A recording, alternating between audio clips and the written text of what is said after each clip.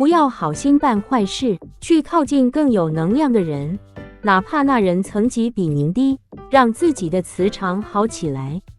对已做过符合正义的事后，不要后悔，又去批判自己哪不对，这样持续内耗，会忧郁的。只要下次做得更好就行，让自己更快乐、更开心，远离 PUA 您的人、老谋深算的人和简单的人，如同您或比您小的人或小动物在一起。靠近好的环境，如大自然、公园，拥抱神树，感应大地之母给您能量。安静的图书馆、书店，细致服务的精品店，不要去人多的地方，吵杂的环境。Awaken SP